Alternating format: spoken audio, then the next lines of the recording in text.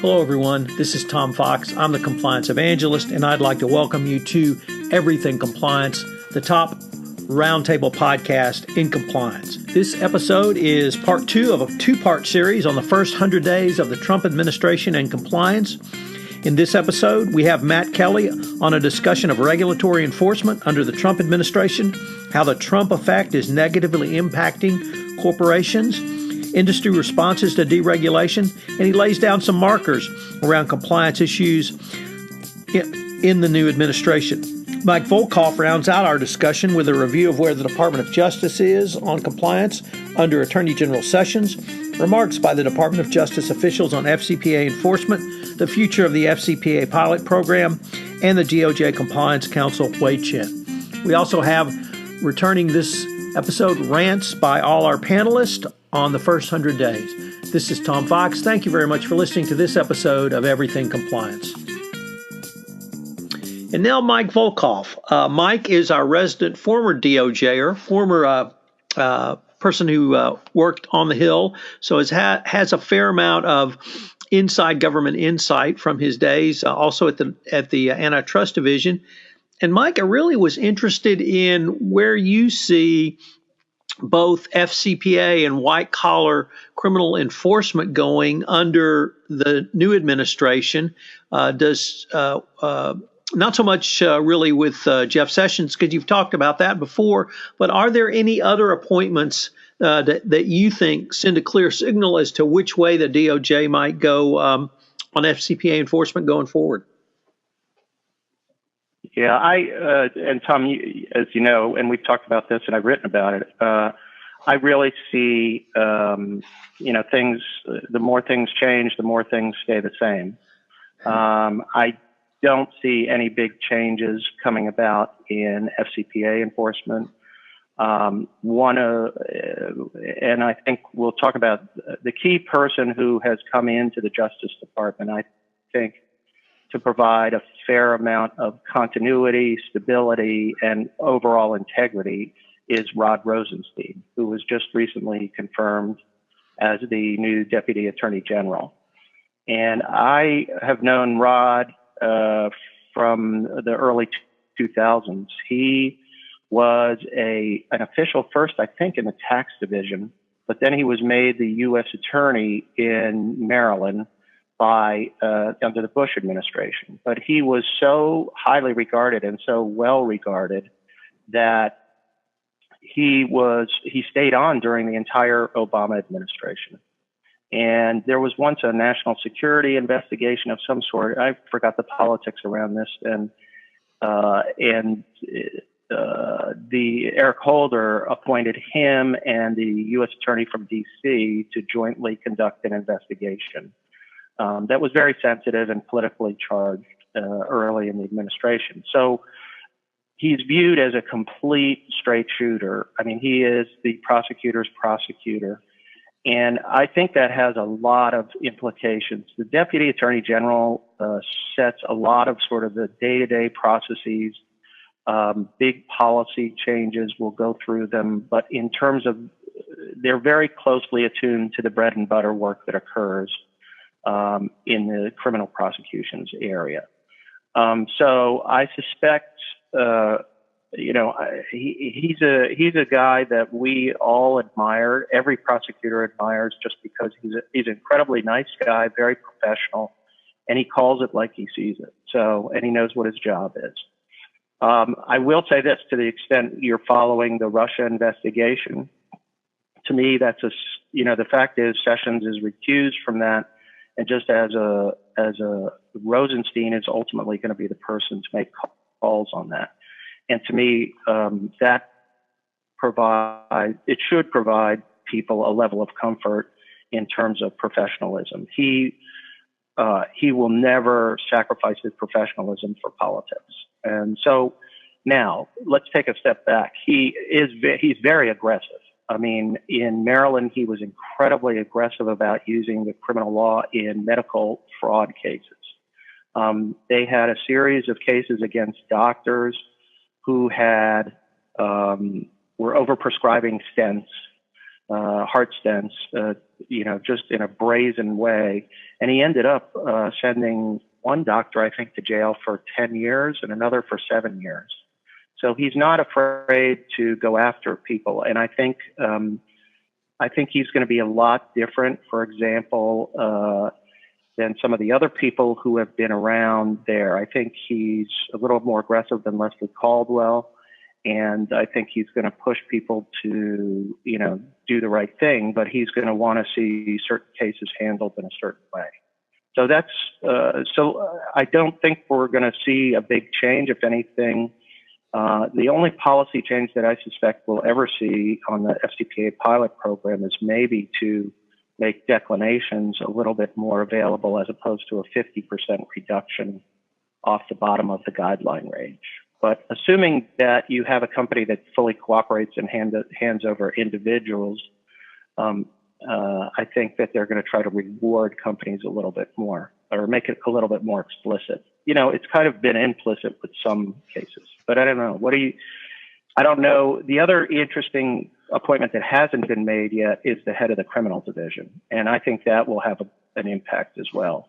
And I haven't even heard from my friends and people who've come back into the administration, people that I know, I haven't heard anything in terms of people being named, or on the short list for that. Well, Mike, that's sort of my impression of where we're going. Yeah, you've been writing and talking about these issues certainly since the election. And if I could say there's one theme in your writing, it's the continuity and professionalism of the line DOJ prosecutors. And that led you to say in the fall, and I think I heard you say again, that there'll be more continuity than anything else. And that really whatever the leadership change at the top, when it comes into the today administration, you're going to have more of the same. Is that a fair assessment? Yeah, that's a fair assessment. And I think there's another really strong influence here is that whoever did this and whoever really set this in motion, I mean, we can discuss whether it was the Bush administration or the Obama administration.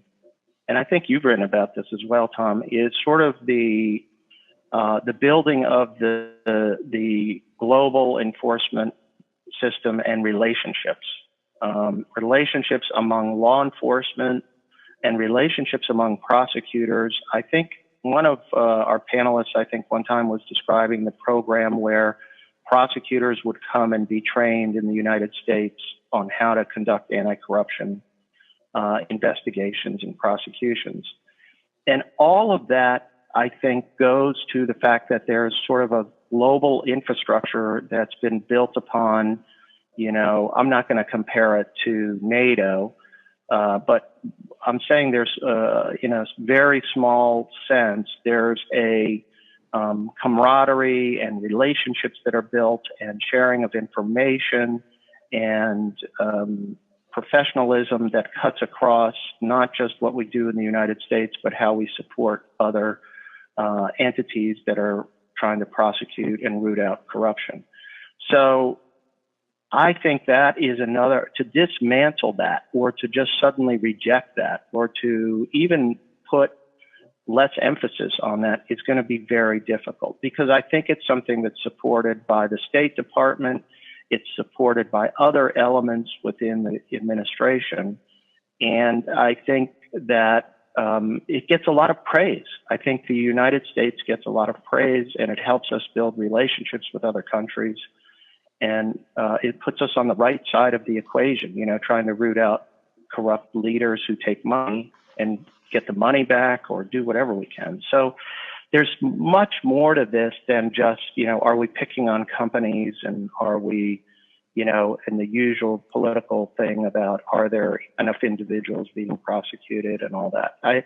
That's why I see this as much different than other types of initiatives that may occur under one administration and then another administration comes in and cuts it back. This thing, I don't know if it started with Bush or with Obama, but it's certainly been successful. And I think we can't underestimate the impact of it.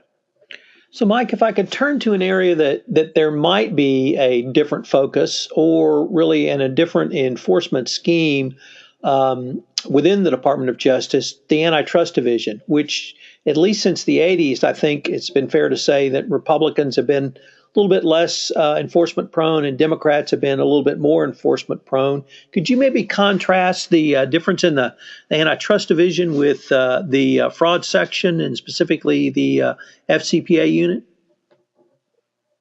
Yeah, I think the Antitrust Division now, the nominee for that is Macon Delrahim, who I know very well because he actually hired me to work on the Senate Judiciary Committee when I first went up there in 2002 or so.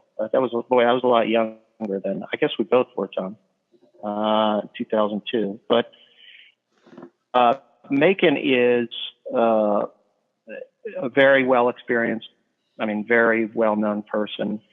The Antitrust Division is a little bit different in terms of their philosophy, and it started from the 80s. Let's put one issue to the side. The criminal prosecution scheme or program will continue full bore. I mean, nobody ever questions that. And if anything, the leniency program there from the 1990s has been a raging success. And I hate to divert for one point here, which is I've always said that the FCPA will eventually mature to a program where an average of 3 individuals will be prosecuted for every one corporate case. And that's the ratio that occurred in the Antitrust Division, or occurs now. For every price fixer or cartel member company, 3 individuals are picked out and prosecuted. Now, it took them about 20 years to get to that. So we have to be a little bit fairer to the FCPA unit. For a long time, it was 1-to-1, then it went up to 2-to-1, and now it's at 3-to-1. And it takes time to build criteria and experience and the best way to prosecute these cases. So criminal antitrust is going to continue. Where the change occurs is in merger enforcement and in just straight out civil enforcement, like let's say against the credit card companies over credit card fees or things like that. That is unlikely to occur or likely to increase. If anything, it'll decrease. And it just has been the nature of the beast.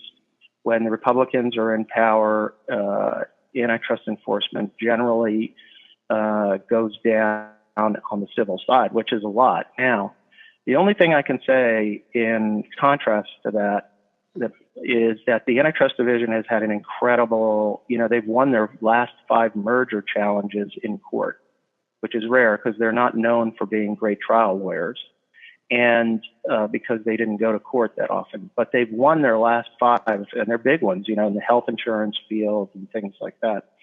And they've won them, and there may be some push, to continue that aggressive policy.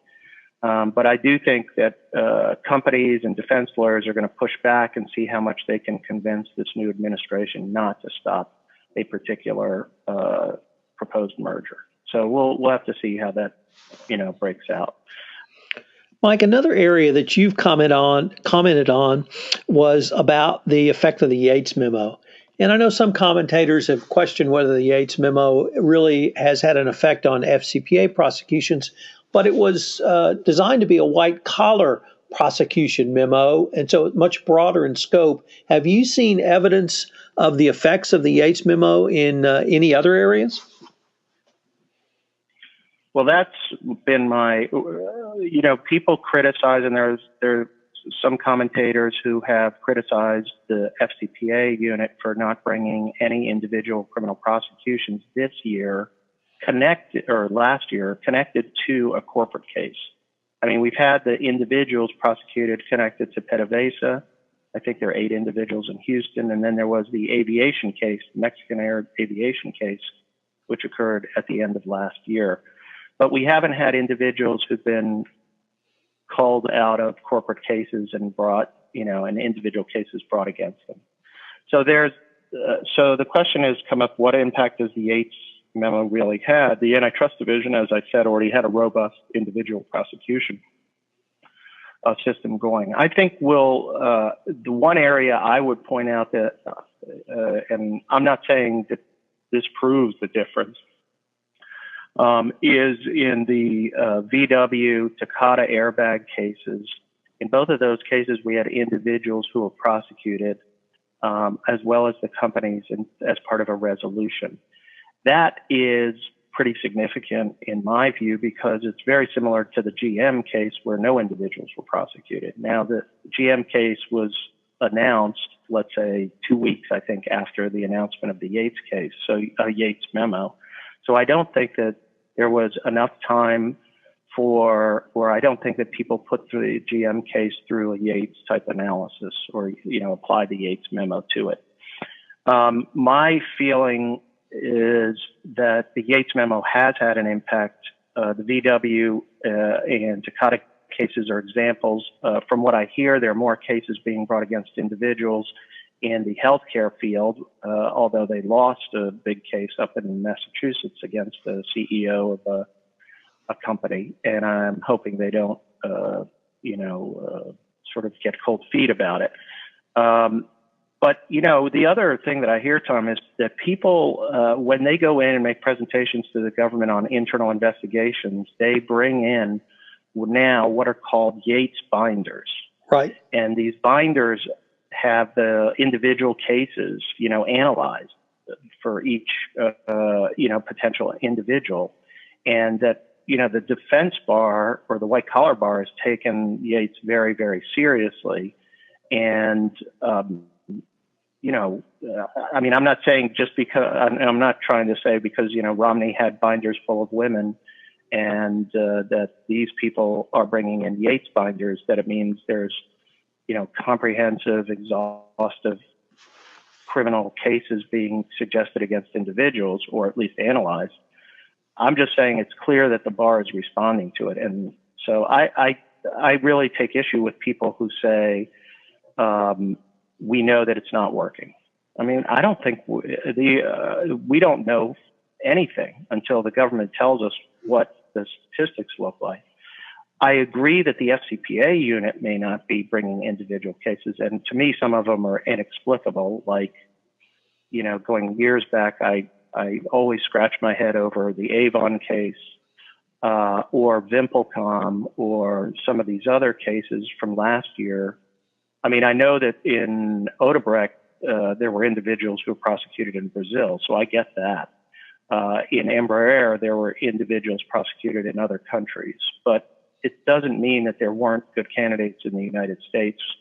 And if you went, and you and I have talked about this, when you read through the facts, there are like certain people or that they describe in a general, without saying their name, that you sit there and you go, that person should be prosecuted. And I'm not sure what the explanation is from the FCPA perspective, but I still think it's remnants of their gun, the SHOT Show experience and other cases.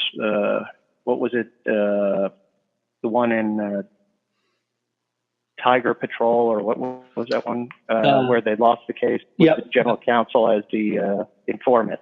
Right. He was wearing the wire, and I'm sure they probably thought they had a really good case then, but, so I think there's some reluctance to, lose in that situation. And I think that's the wrong attitude. My attitude is, as a prosecutor, was if I lost, I lost, but that didn't mean I shouldn't bring a case. Sometimes cases didn't break the way you wanted them to break. So. Okay, well, now let me turn to Matt Kelly. And Matt, you have been, if not writing extensively about the Trump administration and different facets of the regulatory enforcement scheme, you've certainly been thinking and talking about it quite a bit. And it's really been much broader than certainly anti-corruption compliance. You've looked at it from various regulatory angles, the SEC, some of the deregulation efforts, at least announced by the Trump administration, access to capital under Dodd-Frank. And I was wondering if you might just give us your thoughts on what the discussion of regulatory enforcement is, and do you see it going in any different way than maybe Jay is seeing, and particularly, with the SEC and Dodd-Frank? Well, yeah, I'm tempted to kind of pick up on Jay's allusions to literary classics that I never really read in college like I was supposed to. So I'm going to make reference to what I did read in college to describe, I think, the general skill of the Trump administration so far is Mad Magazine.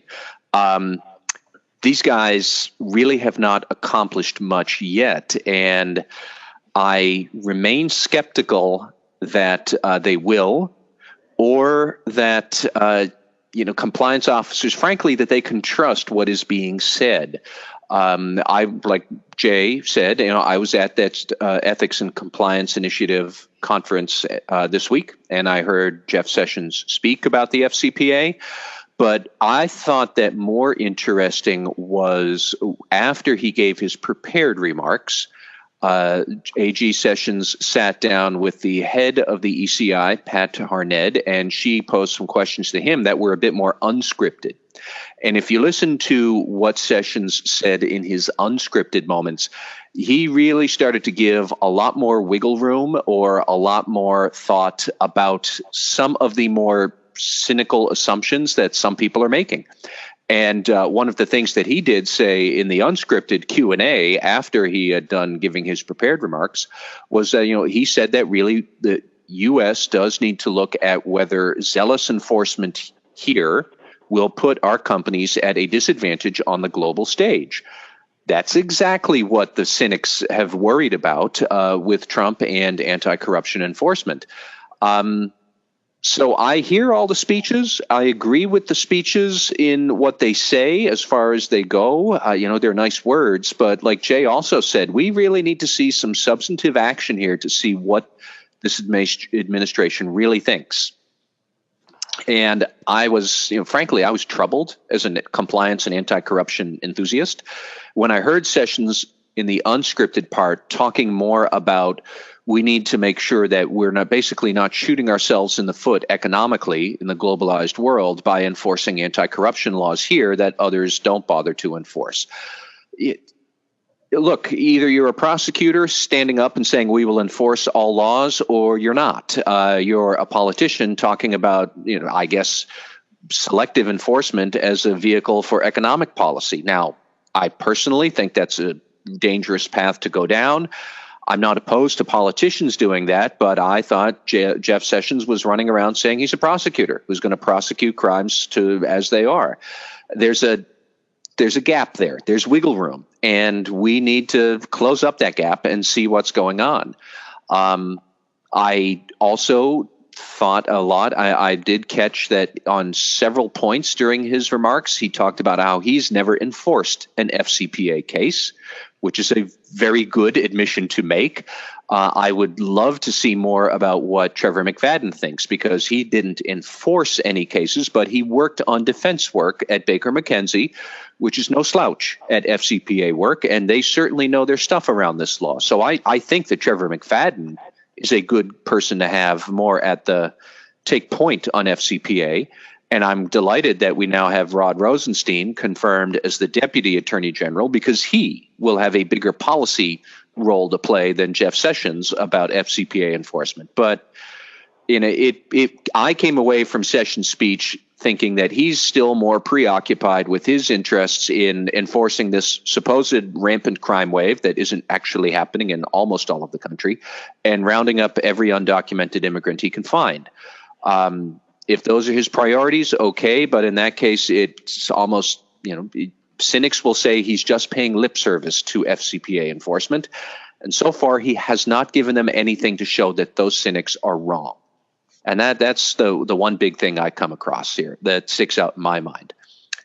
I will say that I still think on the SEC side, we might see some interesting views in enforcement, in that I think that enforcement there might still look somewhat like what we saw in previous administrations. My guess is that Jay Clayton, who will be confirmed supposedly as SEC chairman, I think possibly this evening, if the Senate is going to pull some overtime, but definitely by early next week. He clearly is more interested in rewriting rules for corporate disclosure and he hasn't really spoken all that much about wanting to backpedal on SEC enforcement, either around the FCPA or anything else. So we still have to see what's going on there. But I mean, he actually is one of the names that has surfaced as a possible enforcement director at the SEC, is a donor to Hillary Clinton's campaign. Now, is that person donating because he liked Hillary Clinton or he disliked Donald Trump? I don't know, but nonetheless, you have to think that there may be more centrists slipping into SEC leadership, and we'll see how that has to go.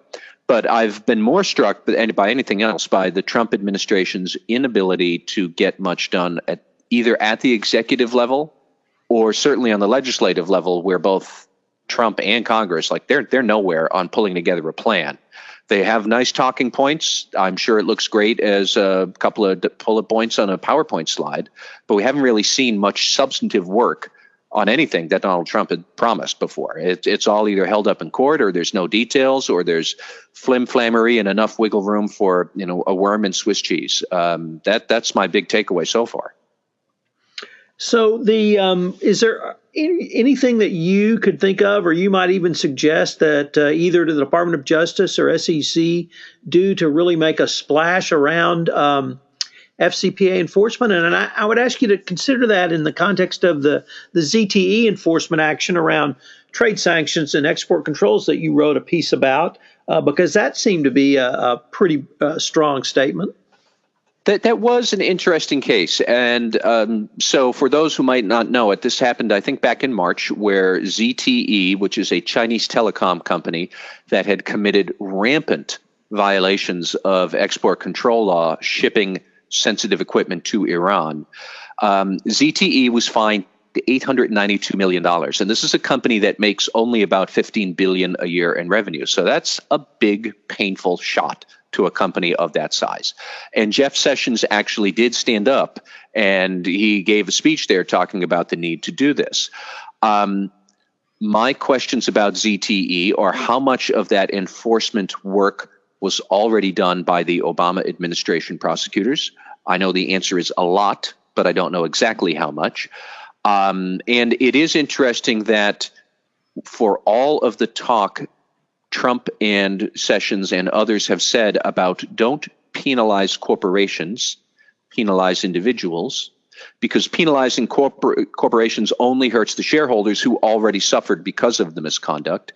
And then they all say, unless it's really pervasive, egregious, corporate rampant misconduct. And that's exactly what we did see in ZTE, where the company was deliberately engaging in a second wave of misconduct, selling goods to Iran, while they were in negotiations settling their first episodes of misconduct, selling goods to Iran. Senior leaders there misled everybody. So somewhat not surprisingly, the Trump administration still, including Jeff Sessions, they dropped the hammer on these guys.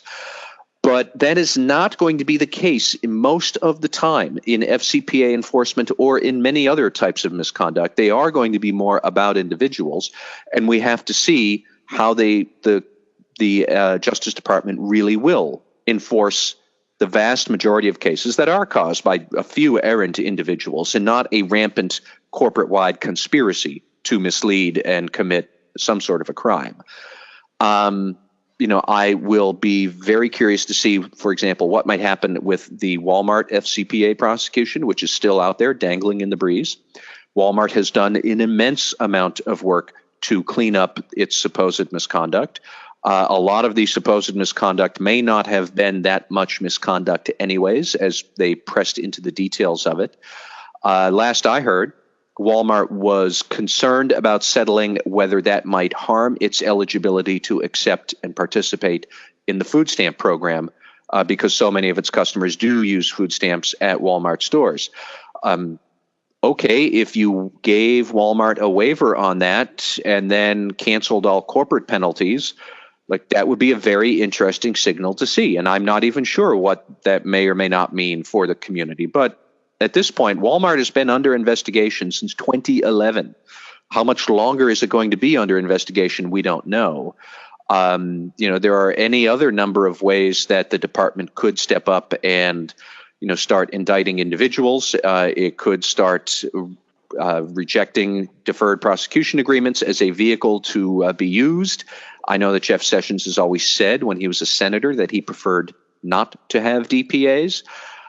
It's easy to say that when you are a senator. It's harder to say it when you're an attorney general and you have actual cases that you have to decide, I'm not going to prosecute them at all. We'll see what can go on. The only other point that did streak across our radar screen just recently was on Thursday of this week, so that would be April 27, the SEC did give out a whistleblower award of $4 million, which is a big deal. And if you are going to be cynical and think that the administration is going to backpedal on all sorts of enforcement, you wouldn't expect to see a whistleblower award. You might not necessarily expect to see any more whistleblower rewards. And maybe we won't in the future. We don't know. What is frustrating about SEC whistleblower awards is that there's very, very little detail that gets disclosed about these things. But we have one. It's a sizable award. It's been months and months since the Trump administration has now taken over. Clearly, if somebody somewhere really wanted to put a freeze on these awards, the acting chairman, Michael P. Wawar, who is a Republican, he could have put a freeze on this if he wanted, but they didn't. They have gone forward, and that's an interesting statement. So it's a mixed bag. You do see some glimmers that, yes, enforcement will still keep going in ways that compliance officers might expect. You might also see that maybe we won't. There's too much here that we don't know. There's still a lot of inaction at the executive branch, and it's a train wreck of incoherent action over on the legislative side, and we could get into that a whole other time. Well, Matt, one thing you started writing about in 2016, and you've continued to write about in 2017, is what you call the Trump effect. And it's around disclosures companies have either made or been required to make under securities laws about the effect that Donald Trump might have on their businesses. And I guess what I wanted to pose to you is, here at the end of the first 100 days, given what you just talked about in terms of policy management, both at the executive levels and the congressional levels, do you think we'll continue to see Trump effect disclosures? Are things settling down, or do you think things will be just as much up in the air in the second and third 100 days? Well, I think that it's going to be up in the air. So I think we will see more companies disclosing that they don't know what they're doing about the Trump administration, which is essentially what we saw in the first quarter. We saw a very few Trump disclosures being submitted in quarterly or 10K reports back in last November, December. Started to see many more in the first quarter. I think we're going to start to see a lot more over the summer and into the fall. Companies have to disclose significant risks. And if you are in, for example, health insurance right now, Donald Trump is threatening to pull the plug on Obamacare subsidies that would leave some insurers forced to cancel plans this year. Before the end of this year, plans that they had already been awarding to millions of people might conceivably be in jeopardy, which would be a gigantic and material change to insurers. And they don't know if Donald Trump is going to do this. What are you supposed to disclose there? You disclose that this could be a material thing, but we don't know what we're doing. We have to wait for the next tweet. That is the best disclosure that you can give. I don't fault the companies for giving a vague disclosure here, but I do fault the greater economic and regulatory climate that Donald Trump is in charge of here, that he's creating a world where all they can do is say, we might have a material change around NAFTA and trade policy, workforce development and immigration policy, pricing and tax reform, healthcare insurance and what that might mean for our primary lines of business. If you are in pharmaceuticals, don't forget he once talked about imposing price controls on drugs. Where has that gone? We don't know. But hey, I'm waiting for the next tweet. Maybe it's going to come back. If that's the climate that we have to sail into that wind or tack into the breeze there, and it's so unpredictable, you're going to see more disclosures that aren't going to say a whole lot, but that's not the fault of the company. That's the fault of the Trump administration. So I suspect that we will see a whole lot more that isn't going to be able to tell us much. Well, gentlemen, I wanted to bring back something that we've enjoyed in the past that, and unfortunately, not given us time to do in the last few episodes, and that is our rants. And I heard certainly with Jay and Matt, it's pretty close to rants that sounded almost good enough that I could cut out and put them in the rant section. But I wanted to just specifically ask you guys to give us your rants about the first 100 days of Trump. And Matt, since you were close to being on a roll there, why don't you start us off? Then we'll go to Jay, and we'll end back up across the pond with Jonathan. Sure. Well, I'll rant about Congress and the inaction there, which I think is really going to drive a lot of this disclosure uncertainty that we just talked about. It has become clear that the real split in this country, and I think in the UK and in France and Europe and many developed countries, the real split now is not left or right politically. It is, are you a nationalist or a globalist in your views, and especially your economic views? Now, if that's the case, the question becomes, how does Donald Trump put together a governing coalition to get things done in that nationalist versus global split? And he doesn't have an answer, and Congress doesn't have an answer either. That's why healthcare reform imploded. That's, I suspect, why it will implode again. I also suspect that is why we will not see much in tax reform, and a whole lot of other stuff that is coming along. And the frustration that I have is for corporate strategy, for CEOs and boards planning what they want to do. They've got no idea how they can plan because they don't have a sense of what the legislative climate is. And one other rant, I'll get a little bit more specific. I know that early next week, the first week of May, that the Financial Services Committee in the House is going to have a markup of its Financial Choice Act 2.0, which is it's going to be the opening foray into changing financial regulation and reforming the Dodd-Frank Act. There's a lot in this bill that compliance officers should just want to flush down the toilet. Some of it is good. Some of its ideas are terrible. And even more specifically, it is going to hamstring the SEC's ability to draft rules, adopt and implement rules, unless there is an emergency circumstance. So anybody who was here in compliance in the summer of 2008, and I was there, and Tom, you were there, we had an emergency circumstance all summer long, all into the fall, where the SEC was making up a new rule every day.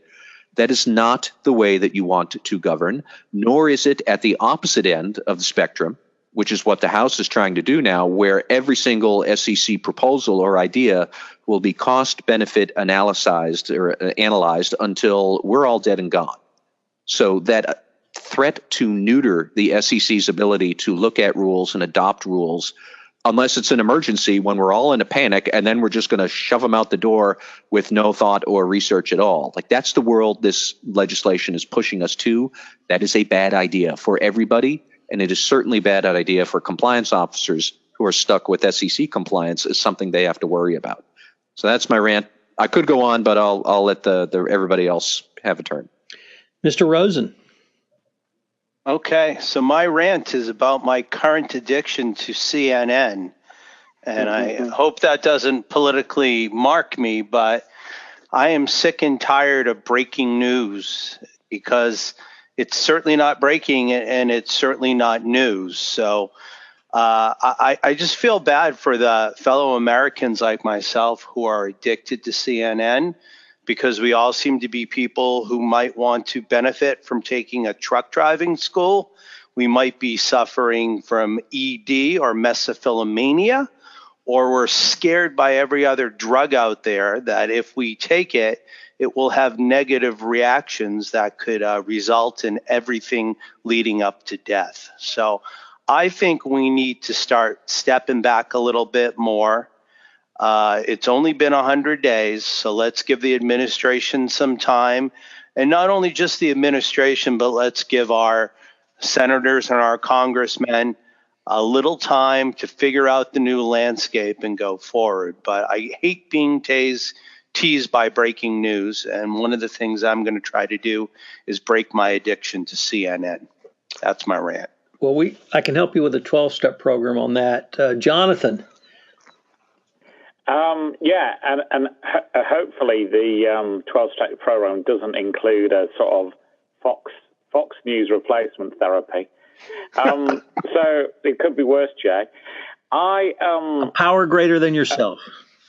Yeah, so maybe given Jay's challenge of digging back to Dickens, which obviously would be regarded as historical in a nation like the US, I want to turn our minds back, if we can, briefly to 1399. So 1399, I think, was a little bit of a contested election in the UK. And then we've had all sorts of general elections since. In 1708, I think, the first general election where England and Scotland participated to elect the same parliament. And our system worked, I wouldn't say perfectly, but it's worked more or less okay in those intervening, 600, 700 years. Then along came David Cameron, and he had the genius idea that all of that history needed to be changed by having a fixed-term parliamentary system. And obviously we had, I'm no historian, but I can't tell you how many, we had, let's say, for the sake of argument, maybe 200 general elections under the old system. And you know what? We had one under the new system that was a great reform. And obviously, to get this snap election, Theresa May had to effectively repeal the fixed-term parliament system that David Cameron introduced. So I guess my rant is I wish politicians would stop meddling in things almost for the sake of it and almost for short-term political gain. We've had enough of that in the UK, but I also think we've had enough of it in many other jurisdictions as well. And in some respects, I think that's why we do have this turmoil, as Matt said, this nationalist versus worldview. But I think a lot of it is self-interest versus perceived conflict, and the self-interest of the voter versus the perceived self-interest of the politician. And the less we try to bend systems to our own advantages, if we're politicians, the less we're seen to bend systems to our own advantage, then maybe the more rational our politics shall become. So I guess you said it was a rant rather than something that we realistically think will happen. But my perception is that, for example, Trump has said a lot but done little. He's promised, many things like a reduction in the amount of golf the president plays, but that hasn't changed. And I wish they'd stop tinkering with things for tinkering's sake, and I wish they'd stop promising to tinker with systems that have worked okay and replacing them with systems that work a lot less. Okay, Michael Volkov, do you have a rant for us? Oh, I've had a rant for weeks, Tom, and the one rant I have is for all the doomsayers and Chicken Littles about the FCPA falling apart. I don't know if it's marketing or it just to generate attention, or these were the people who, like in elementary school, would be the first to, scream about the latest drama on the playground. But to me, there's just a sign of, get it together, people. The world is not coming to an end. And FCPA enforcement is not it's something that's taken years to build up. I mean, you could argue 15 years to build up is not going to suddenly evaporate. And I love, one of my favorite bloggers to read besides you, Tom, is Matt Stevenson and the Global Anti-Corruption blog, which I think is terrific. And I know Rick Mezek from his years at the World Bank. They're just two incredibly talented people. And, Matt was lamenting the end of FCPA enforcement, that Trump's going to turn things around. And when the SEC dropped the conflict, the resources, the extractive minerals reporting, this is the beginning of the end. And I'm not saying it was a good thing to get rid of that regulation, but all I'm saying is I never thought for a moment we were going to be looking through the ash heap of FCPA enforcement. I know there's some people out there who think that it's over or improperly enforced. But whatever you may think, you have to be realistic about advising clients and, designing compliance programs and making sure that you're realistic about what's going to happen. And I'm sort of tired of the ranting and raving, ranting and raving about the demise of, FCPA enforcement. It's just not going to happen. Well, gentlemen, this has just been a ton of fun. I want to thank you all for participating in our first 100 days of the Trump administration. For listeners of this podcast, we will be putting out an ebook with our writings, musings, and pontifications on the first 100 days. So look for that, and we'll certainly let you know when that comes out. With that, we will look forward to continuing the conversation. Thanks. Hello, everyone. This is Tom Fox again, and I hope you have enjoyed these 2 episodes of the first 100 days of Trump from the compliance perspective, from some of the top compliance commentators on the Everything Compliance Roundtable. Please look for the ebook, which we will publish through Corporate Compliance Insights, and we will certainly let you know when this is out. If you've listened to this podcast on iTunes, I would greatly appreciate it if you would rate our podcast. This is Tom Fox. Thank you very much, and we look forward to continuing the conversation about everything compliance.